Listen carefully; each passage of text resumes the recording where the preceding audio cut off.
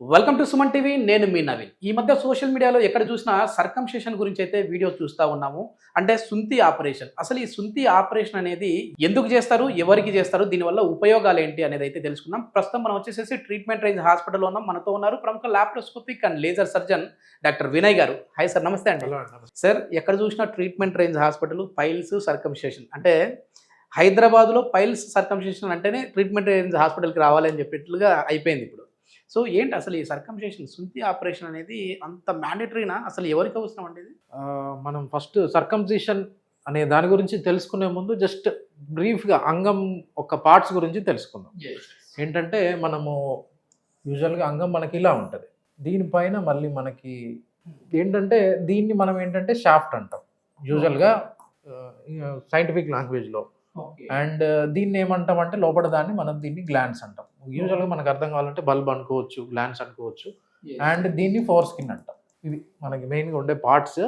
ఈ సుంటి ఆపరేషన్ అనేది పలానా ఏజ్లో చేయాలి, లేకపోతే ఒక అడల్ట్ ఏజ్లో చేయాలని అట్లా ఏమీ ఉండదు. యూజువల్గా మనం ఏంటంటే చిన్నపిల్లలు 1 year దాటిన వాళ్ళ దగ్గర నుంచి చేస్తుంటాం. అందరికీ అవసరమా అంటే అందరికీ అవసరం. ఓకే, కానీ ఒక కమ్యూనిటీకి మాత్రమే ఇది అన్నట్లుగా అయిపోయింది కదా సార్. ఎందుకంటే వాళ్ళు మాత్రమే చేయించుకోవాలి, మిగిలిన వాళ్ళకి అవసరం లేదని అంటుంటారు. ఎందుకు అంత అవసరం అని పర్టికులర్గా చెప్తా ఉన్నారు మీరు? అంటే అనాది కాలం నుంచి ఏంటంటే ఒక పర్టికులర్ రిలీజన్ వాళ్ళకే సుంతి అనేది అవసరము, మిగతా వాళ్ళు చేయించుకోవద్దు అనే ఏమంటే మూఢనమ్మకాలకు వెళ్ళిపోయారు. కానీ ఏంటంటే మనకి సుంతి సర్కంసిషన్ వల్ల ఎక్కువ శాతం మనకి మేలే జరుగుతుంది, కానీ కీడే అయితే ఎప్పుడూ జరగదు. సో సుంతి అనేది అందరూ చేయించుకోవచ్చు. మనకి పర్టికులర్ ఒక రిలీజియన్ వాళ్ళే అని కాదు, మిగతా వాళ్ళు కూడా అందరూ చేయించుకోవచ్చు. కాకపోతే ఈ మధ్యలో కొంచెం పబ్లిక్లో మంచిగా అవేర్నెస్ వస్తుంది. అసలు ఏంటి సార్ ఈ సుంతి అంటే ఏంటి, దీని ఎట్లా అంటే ఒకసారి ఎక్స్ప్లెయిన్ చేస్తారా? సుంతి అంటే ఏంటంటే మనకి ఏం చేస్తామంటే మనకి ఈ ముందు చర్మం, దీన్ని ఫోర్ స్కిన్ అంటాము. ఈ చర్మాన్ని మనం ఇక్కడ వరకు ఈ జంక్షన్ వరకు తీసేస్తాం అన్నమాట. సో మనకేంటంటే ఈ గ్లాండ్స్ అనేది ఎప్పటికీ ఓపెనే ఉంటుంది, బయట ఉంటుంది. సైమల్టైనియస్గా ఏంటంటే మనం సుంతితో పాటు ఇంకోటి చేస్తాం. కింద మనకు అందరికి కింద ఒక అతుకు ఉంటుంది, అటాచ్మెంట్ అంటాం. దాన్ని ఏంటంటే మనం సైంటిఫిక్గా ఫ్రెన్లం అంటాం. సో మనం ఇది చేసినప్పుడే అతుకును కూడా తీసేస్తాం అనమాట. సో రెండు ప్రాబ్లమ్స్ సైమల్టైనియస్గా సాల్వ్ అయిపోయి. ఎందుకు సార్ అది అట్లా అతుకు ఉంటే ప్రాబ్లం ఏమి? అతుకు ఏంటంటే ఎక్కువ శాతం మందికి ఈ కింద ఈ మనకి గ్లాండ్ జోన్ ఈ ఫోర్ స్కిన్ బిగిన్ అయ్యే జంక్షన్ దగ్గర ఉండాలి. కాకపోతే ఎక్కువ శాతం మనం ఒక 100 మందిలో తీసుకుంటే ఒక 90% మందికి ఏంటంటే అతుకు ఇక్కడ ఉంటుంది. కొంతమందికి ఇది మనకి యూరిన్ వచ్చే ఎక్స్టర్నల్ ఓపెనింగ్ అంటాము, కొంతమందికి ఇక్కడ ఉంటుంది. ఇక్కడ ఉంటే ఏంటి ఇబ్బంది అంటే మనకి అంగం గట్టిపడ్డప్పుడు, లేదు అంటే ఇంటర్కోర్స్ టైంలో ఏమవుతుందంటే మనకి ఈ స్కిన్ వెనక్కి వెళ్ళిపోతుంది. సో ఏమవుతుందంటే ఈ అతుకు ఈ ఫ్రెన్లం దగ్గర మనకి ప్రెషర్ పడి నొప్పి వస్తూ ఉంటుంది. కొన్నిసార్లు కట్ అయిపోయి బ్లీడింగ్ రావడము ఇవన్నీ అవుతుంటాయి. సో ఈ అతుకు కూడా ఇంపార్టెంట్ అన్నమాట. ఓకే. అంటే దీనివల్ల సైడ్ ఎఫెక్ట్స్ ఏమి ఉండవు అండి? ఎందుకంటే కొద్ది మందిలో ఉన్న అపోహ ఏంటంటే ఇక్కడున్న ఫోర్స్ని తీసేటప్పుడు అక్కడ ఉన్న ఏదైనా నర్వ్ డ్యామేజ్ అవుతే ఇబ్బంది కదా అని చెప్పేసి అంటుంటారు. సో అట్లాంటి వాళ్ళకి ఏం చెప్తారు? ఏంటి అంటే ఇవి తీయడం వల్ల నాడి వ్యవస్థ అనేది అసలు దెబ్బతినదు. మనకి ఇక్కడ చిన్నగా మనకు కనపడేటి ఏంటంటే అవి రక్తనాళ. సో అవి ఒకవేళ మనకి ఈ చర్మం తీసేసినా ఇక్కడ వరకు అవి సీల్ ఆఫ్ అయిపోతాయి. సో వాటి వల్ల మనకి నెర్వ్ డ్యామేజ్ అనేది 100% ఏమీ జరగదు. ఎందుకంటే మనకి అంగానికి నాడ వ్యవస్థ అనేది కింది నుంచి వస్తుంది. సో వాటికి ఎటువంటి డ్యామేజ్ జరగదు. కాబట్టి సుంతి తర్వాత మనకి సెక్షువల్ పరంగా ప్రాబ్లమ్స్ రావడం కానీ, లేకపోతే అంగస్తంభన అవ్వకపోవడం కానీ ఏమీ జరగదు. ఓకే, ఇది తీసుకోకపోతే ఎట్లాంటి ప్రాబ్లమ్స్ వస్తాయండి? అంటే ఈ సుంతి చేయించుకోకపోతే ఎట్లాంటి ప్రాబ్లమ్స్ వస్తాయి, డిసీజెస్ లాంటి? సుంతి చేయించుకోకపోతే ఏంటంటే మనకి కొంతమందికి ఏంటంటే ఈ స్కిన్ వెనక్కి రాదు. ఆ కండిషన్ మనం యూజువల్గా ఏంటంటే ఫైమోసిస్ అంటాం. ఓకే, ఇంకో కండిషన్ ఏంటంటే మనకి ముందు చర్మం అనేది చెడిపోతూ ఉంటుంది. దాన్ని మనము బలనైటిస్ అంటాము. కొంతమందికి లోపల బల్బ్ మీద ఇన్ఫెక్షన్ ఉంటుంది అండ్ ఈ స్కిన్ కూడా డ్యామేజ్ అవుతుంది, బల్నోపాస్టైటిస్ అంటాం. ఇంకొంతమందిలో ఏంటంటే కొన్ని రకాల వైరస్ ఇన్ఫెక్షన్ వస్తూ ఉంటుంది, ఏంటంటే వాట్స్ అంటాం, అవి కూడా వస్తూ ఉంటాయి. ఇవన్నీ వచ్చే అవకాశాలు, ఎందుకంటే ఆ చర్మం ఉంటే. సో ఆ చర్మం తీసేస్తే మనం ఈ కండిషన్స్ అన్నిటి నుంచి మనం తప్పించుకోవచ్చు. అండ్ ఇంకొక పరంగా ఏంటంటే మనకి ఫ్యూచర్లో కార్సినోమా, అంగానికి క్యాన్సర్ రాకుండా సుంతి అనేది మనకి ప్రొటెక్ట్ చేస్తుంది. ఓకే, సుంతి చేయించుకున్న వాళ్ళలో ఈ రకం క్యాన్సర్ వచ్చే ఛాన్సెస్ ఛాన్సెస్ చాలా తక్కువ. Okay okay. కానీ సుంతి ఆపరేషన్ అంటేనే ఇది చాలా సెన్సిటివ్ పార్ట్ కదా సార్. ఇక్కడ అవును. సర్జరీ అంటేనే భయపడిపోతా ఉంటారు. ట్రీట్మెంట్ అనేది హాస్పిటల్లో ఎట్లాంటి టెక్నాలజీ ఉంది సార్ ఇక్కడ?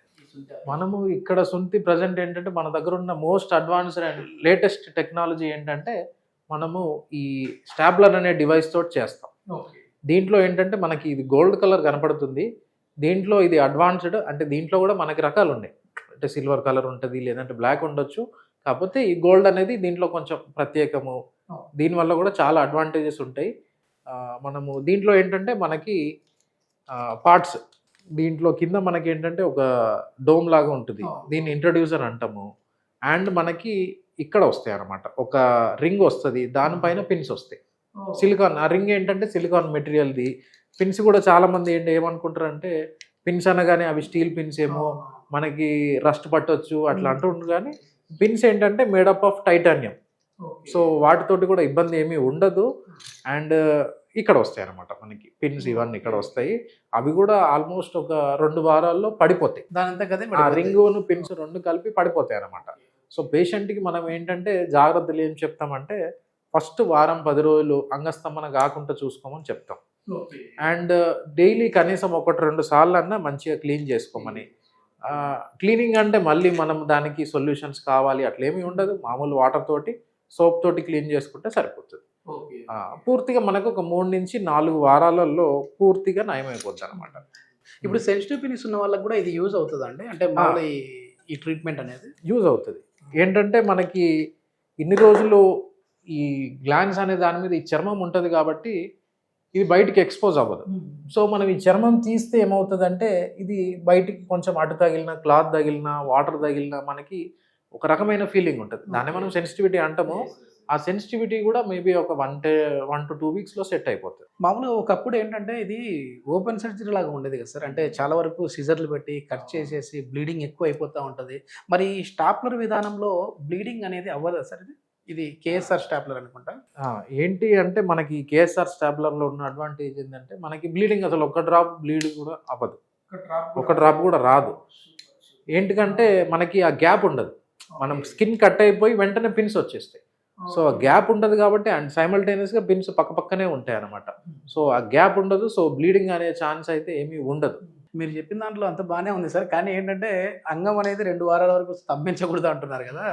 సో ఒకవేళ అంగస్తంభన జరిగితే ఏమైనా మళ్ళీ వాళ్ళకి ప్రాబ్లం వస్తుందా?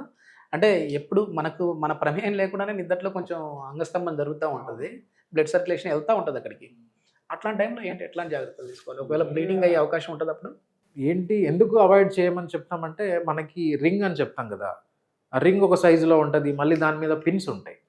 సో అంగస్తంభన ఏమవుతుందంటే ఈ మనకి సైజు పెరిగేసరికి దీని మీద కొంచెం ప్రెషర్ పడి కొన్నిసార్లు వాపు వచ్చే ఛాన్సెస్ ఉంటాయి, లేదు అంటే నొప్పి ఎక్కువ అయ్యే ఛాన్స్ ఉంటుంది, లేదంటే బ్లడ్ వచ్చే ఛాన్స్ ఉంటుంది. అంతేగాని ఇన్ఫెక్షన్ అయ్యి మరీ సివియర్గా అనేది ఏమి లేదు. 99% అయితే ఇన్ఫెక్షన్స్ ఇప్పటివరకు మేము చేసిన కేసులు అయితే ఎప్పుడు చూడలేదు. ఇన్ఫెక్షన్ వచ్చే ఛాన్స్ కూడా చాలా తక్కువ, వెరీ రేర్. అండ్ షుగర్ ఉన్న వాళ్ళల్లో కూడా మేమైతే ఎప్పుడు చూడలేదు ఇన్ఫెక్షన్. సో ఒకవేళ ఈ నొప్పి కానీ లేకపోతే వాపు వచ్చినా అవన్నీ తగ్గిపోతాయి. ఏంటంటే కొంచెం హీలింగ్ డిలే అవ్వచ్చు కానీ మనకి పెద్ద కాంప్లికేషన్స్ అయితే ఏమీ రావు. Okay okay. ఈ సర్జరీ మామూలుగా ఒకప్పుడు చూస్తే సర్జరీ చేసుకొని బయటికి వెళ్ళాలి అని అంటే ఓపెన్ సర్జరీ బ్లీడింగ్ అయ్యే టైంలో మళ్ళీ ఒక 2-3 వారాల వరకు ఇబ్బంది పడేవాళ్ళు. ఇది ఇప్పుడు ఈ స్టాప్లర్ విధానం ద్వారా అట్లాంటిది ఏమి ఉండదా? మళ్ళీ మన రెగ్యులర్ యాక్టివిటీస్కి మనం వెళ్ళొచ్చు. జాబ్ చేసుకునే వాళ్ళు ఉంటారు సార్, మేము సాటర్డే ఫ్రీగా ఉన్నాము, ఈరోజు వచ్చి మేము సర్జరీ చేయించుకున్నాం అంటే మళ్ళీ మండే నుంచి మేము ఆఫీస్కి వెళ్ళొచ్చు అని అనుకుంటూ ఉంటారు. అట్లాంటి వాళ్ళకి ఏం చెప్తారు? ఏంటి అంటే మనకి ఓపెన్ సర్జరీ అనుకోండి కొన్ని రోజులు బెడ్ రెస్ట్ అవసరం పడుతుంది అని చెప్తాము. ఆ టైంలో మనకి స్కిన్ కట్ చేసేటప్పుడు కూడా ఏంటంటే మాన్యువల్గా చేస్తాం కాబట్టి కొంచెం స్కిన్ జిగ్జాగ్గా కట్ అయ్యే ఛాన్సెస్ ఉంటాయి.